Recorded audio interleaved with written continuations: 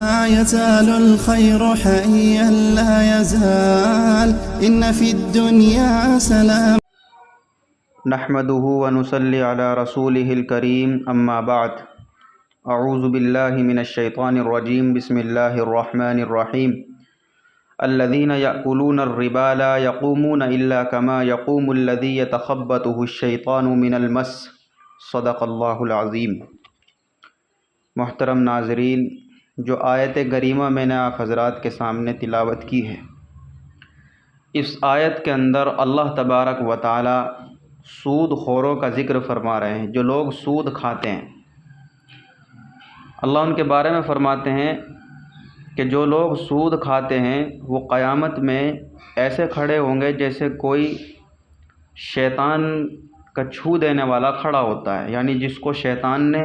چھو کر کے پاگل بنا دیا ہو، شیطان اس کے اوپر لپٹ گیا ہو، وہ اس طرح کل قیامت میں اللہ کے سامنے کھڑا ہوگا۔ اور سود خور دنیا میں بھی اللہ کی رحمت سے محروم ہوتا ہے، آخرت میں بھی اللہ کی رحمت سے محروم ہوگا۔ اس دنیا کی زندگی میں پریشان، بدصورت، ہر طرح کے عذاب کو جھیلتا ہے، اور آخرت میں جب قبر سے اٹھے گا ایسے اٹھے گا جیسے کوئی مرگی کا مریض پاگل ہوتا ہے، اور اسی طرح اللہ کے سامنے پیش ہوگا۔ تو یہ بڑا بھیانک منظر ہے سود خوروں کا۔ پھر اللہ تبارک و تعالی ارشاد فرماتے ہیں کہ ایسے لوگ بھی ہیں کہ جو اللہ پر ایمان لائے، اچھے کام کیے، نماز ادا کی، زکوٰۃ دی، تو ان کے لیے ان کا بدلہ ان کے پروردگار کے پاس ہے، نہ ان پر کوئی خوف ہوگا، نہ وہ غمگین ہوں گے۔ یہ اللہ تبارک و تعالی ان لوگوں کا ذکر فرما رہے ہیں جو نیک لوگ ہیں، جو اللہ کے حکموں کو ماننے والے ہیں، اللہ کی عبادتوں پر عمل کرنے والے ہیں۔ تو یعنی انسان کا ایک گروہ وہ ہے جو سر سے پاؤں تک اللہ کی اطاعت میں لگا ہوا ہے، خدا کی اطاعت میں لگا ہوا ہے، اور ایک طرف وہ گروہ ہے جو سود کھا کر اسے حلال سمجھ کر خود کو ترقی یافتہ، مالدار اور رئیس سمجھتا ہے، اور یہ سمجھتا ہے کہ میں سب سے اچھا ہوں اور سارے لوگ گھٹیا ہیں۔ دوسری طرف یہ گروہ ہے کہ جس کا ہر بدلہ، ہر معاوضہ اللہ کے یہاں موجود ہے۔ اللہ فرماتے ہیں لہم اجرہم عند ربہم، کہ وہ لوگ جو اللہ کے حکموں کو مانتے ہیں، نیک اعمال کرتے ہیں، ان کا اجر ان کے رب کے پاس موجود ہے۔ اب دنیا کے لوگوں کو اور انسانوں کو خود یہ فیصلہ کرنا چاہیے کہ وہ اپنی بھلائی کس گروہ میں سمجھتے ہیں۔ سود خور کے گروہ میں شامل ہونے میں ان کی بھلائی ہے، یا پھر وہ لوگ جو اللہ کی نظروں میں محبوب ہیں اور ان کا اجر ان کے رب کے پاس ذخیرہ ہو رہا ہے، ان لوگوں میں شامل ہونا چاہتے ہیں، یا سود خوروں کے گروہ میں شامل ہونا چاہتے ہیں۔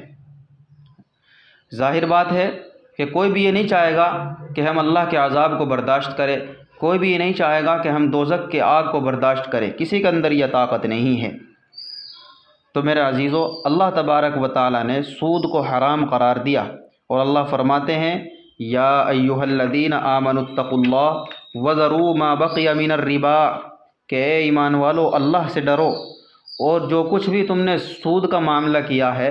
یا کسی کو سود کا مال دے رکھا ہے، یا کسی سے لے رکھا ہے، تو اب اس کو چھوڑ دو، اور جو اصل قیمت ہے اس کو لے لو اگر تم ایمان والے ہو۔ یعنی جب اللہ نے تمہیں یہ باتیں سنا دی، اللہ کا پیغام تم تک پہنچ گیا، اب تمہارے لیے ضروری ہے کہ سود کا معاملہ چھوڑ دو۔ سود لکھنا، سود دینا، سود لینا، سود ادا کرنا، یا سود کا کوئی بھی کام کرنا، یہ سب حرام ہے، اور سب ان لوگوں پر اللہ کے نبی کی لعنت ہے، اللہ کے نبی نے لعنت فرمائی۔ اور اللہ فرماتے ہیں کہ اگر کوئی مسلمان اس سے باز نہیں آتا، سود کھانے سے، سود خوری سے، یا سود کو چھوڑنے سے باز نہیں آتا ہے، یا سود کو نہیں چھوڑتا ہے اللہ کے حکم کو سننے کے بعد بھی، تو پھر وہ اللہ اور اس کے رسول سے جنگ کے لیے تیار ہو جائے۔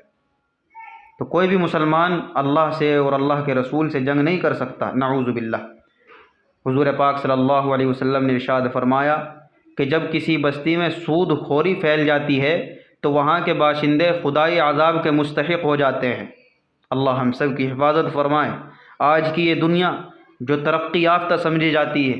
سودی نظام ایسا قائم کیا ہے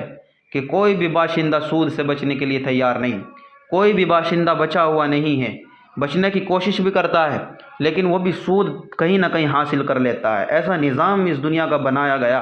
سود کے فائدے گنوائے جاتے ہیں کہ تم کو یہ فائدہ ہے، لون لے لیجئے، تم اتنا بڑا بزنس کر سکتے ہو۔ ہر طریقے سے آپ کو سود کے کاروبار نے گھیر رکھا ہے۔ اللہ کے نبی کی حدیث ہے کہ ایک زمانہ ایسا آئے گا، آپ نے ارشاد فرمایا صلی اللہ علیہ وسلم کہ ایک زمانہ ایسا آئے گا کہ کوئی بھی سود سے نہیں بچ سکتا، سود کھائے بغیر نہیں رہ سکے گا، اور اگر کوئی نہیں بھی کھائے گا تو سود دھواں بن کر اس کے پیٹ میں اتر جائے گا۔ یہ اللہ کے نبی کی حدیث ہے۔ آج دیکھ لیجئے، آج وہ زمانہ ہے کہ کوئی بھی شخص سود سے بچا ہوا نہیں ہے، کوشش بھی کرتا ہے جب بھی وہ بچ نہیں پاتا ہے۔ سود کو اچھا سمجھانے کے لیے دلائل کے انبار لگائے جاتے ہیں اور صاف کہہ دیا جاتا ہے کہ سود کے بغیر زندگی گزارنا ناممکن ہے، لیکن اس کے باوجود، اتنے سارے حالات آنے کے باوجود، ایک مرد مومن کی شان یہ ہوتی ہے کہ وہ پیچھے ہٹ جاتا ہے اور وہ کہہ دیتا ہے کہ اللہ نے اس کو حرام کر دیا تو کر دیا ہے، ہم اس میں ہرگز ملوث نہیں ہوں گے، چاہے کتنی ہی مشکل آ جائے، کتنی ہی مشکل کا سامنا کرنا پڑے، ہم ہرگز اس کو قبول نہیں کر سکتے۔ ایک مومن مرد مجاہد کی شان یہ ہوتی ہے کہ وہ اس کو لینے سے انکار کر دیتا ہے یا کسی بھی معاملے میں بڑھنے سے انکار کر دیتا ہے۔